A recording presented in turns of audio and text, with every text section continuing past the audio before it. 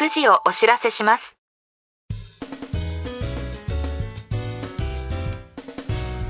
This program is Whiskey Radio, Drama FM. 時刻は午後9時を回りました。金曜日の夜のウイスキーラジオドラム FM のお時間です。お相手はナビゲーターのシーカーでお送りします。この番組ではウイスキーニュースをはじめ、バーで見かけたら一度召し上がっていただきたいウイスキーをご紹介していきます。ぜひお酒を飲みながらどうぞ最後までお付き合いください。さて、最近のジャパニーズウイスキーですが、世界的人気が続く一方で、次に注目される蒸留所はどこなのか、ここがかなり面白くなってきています。これまでは山崎、白州、余市といった老舗蒸留所が中心でしたが、近年は全国各地のクラフト蒸留所にも世界中から注目が集まっています。そんな中、福岡のザ・リッツ・カールトンでかなり興味深いイベントが開催されるようです。その名も九州ウイスキージャーニー。九州を代表する4つの蒸留所を招いたテイスティングイベントですね。参加するのは鹿児島の鹿之助蒸留所、大分の九十蒸留所、福岡の新道蒸留所、そして熊本の山鹿蒸留所。こうして並べてみると、九州のウイスキーはかなり勢いがありますね。特に九州はもともと焼酎文化が根付いた土地です。つまり発酵、蒸留、樽熟成、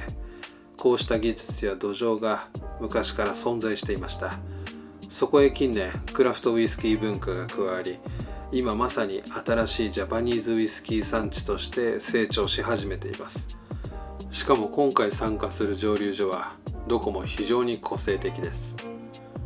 現在のスコッチ市場でも地域性、蒸留所ごとの個性、これが非常に重視されていますが、日本でも同じ流れが強くなってきています。これから先、ジャパニーズウイスキーという大きな括りだけでなく、九州らしさ、土地ごとの個性、ここに注目が集まる時代が来るのかもしれませんね。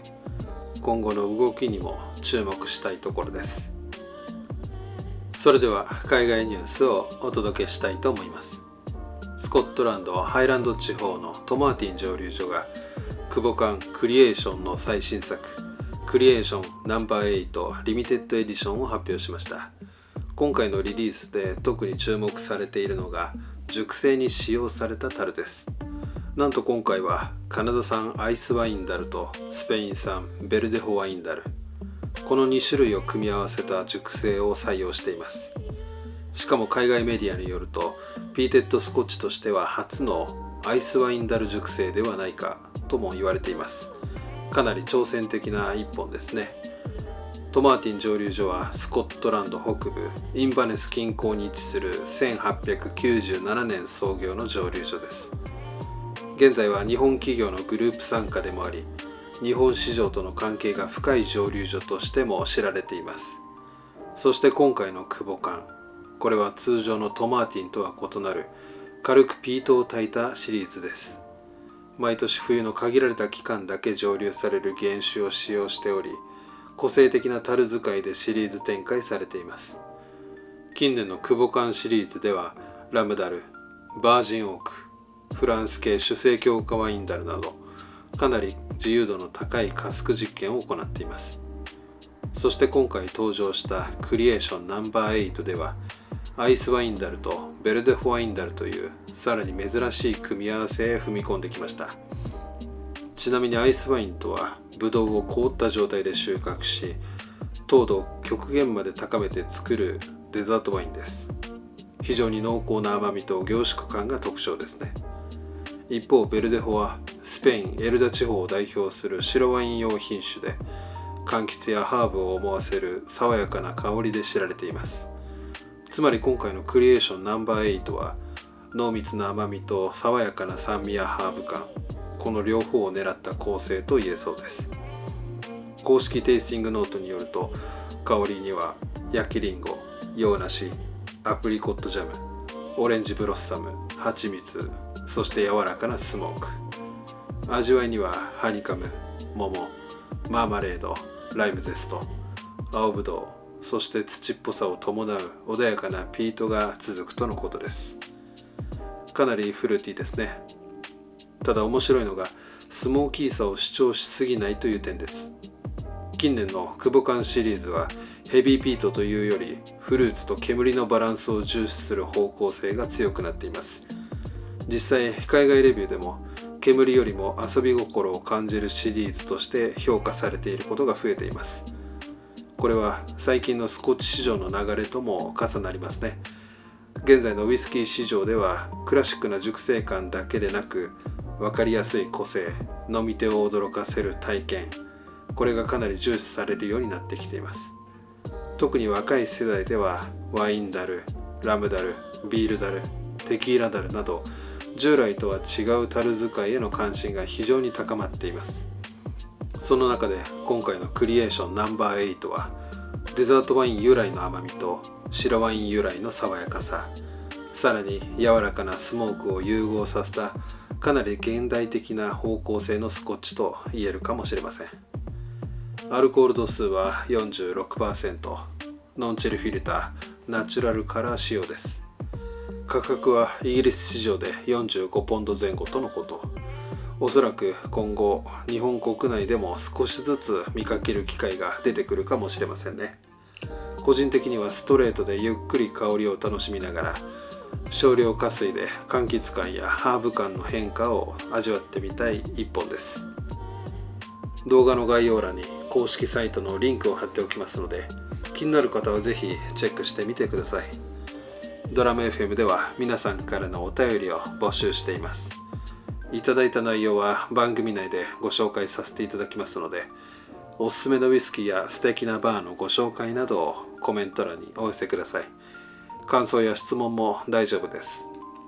たくさんのお便りをお待ちしています。それでは今日のゲストなんですけども、この番組ではゲストと称しまして私が購入したウイスキーを皆さんにご紹介したいと思います。本日はティーリング蒸留所からリオハレッドワインカスクフィニッシュです。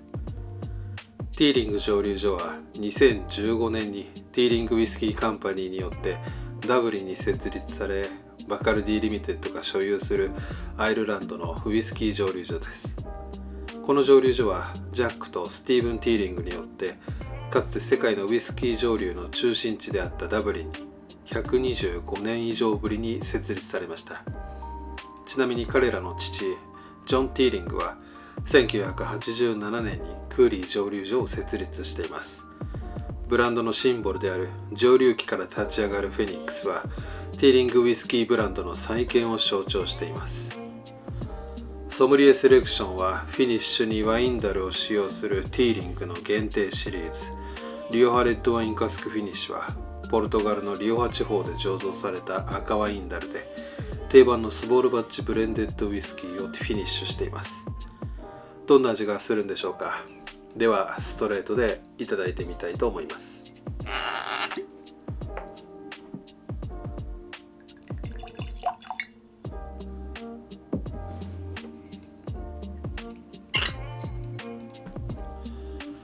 はい、注ぎ終わりました。色味は赤みを帯びたアンバーですね。早速香りからいただいてみたいと思います。トップノートはドライベリーやチェリー、ミドルノートはバニラに蜂蜜、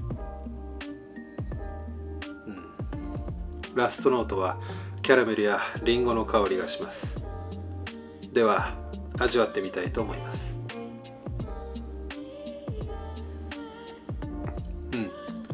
口当たりはややクリーミーでボディはミディアム。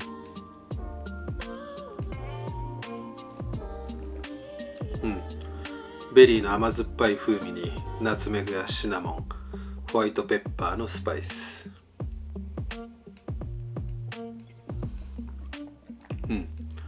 チェリーやイチゴをはじめとしたさまざまなフルーツ、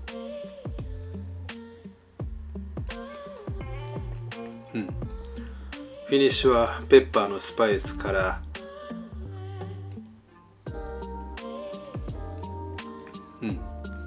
ブルーベリーのジャムのような爽やかな酸味と甘みが穏やかに余韻に続きます。熟したブドウのアロマに加え、ペッパー、赤い果実、エレガントなスパイスがリオハの特徴をよく表しています。それでいてティーリングの甘い味わいと見事にマッチしていて長く楽しめそうです。フィニッシュが重たくないのもいいですね。ゆっくり楽しめるウイスキーに仕上がっています。まずはストレートから、その後にロックで飲んでもいいかもしれません。もしバーで見かけることがありましたら、ぜひ召し上がってみてはいかがでしょうか。そろそろお時間となりました。次回のゲストはアードナムルッカン蒸留所からヘリテージバーレーをご紹介したいと思います。このラジオが気に入っていただけましたら、コメント、高評価、チャンネル登録をよろしくお願いします。それでは良い週末を。お相手はシーカーでした。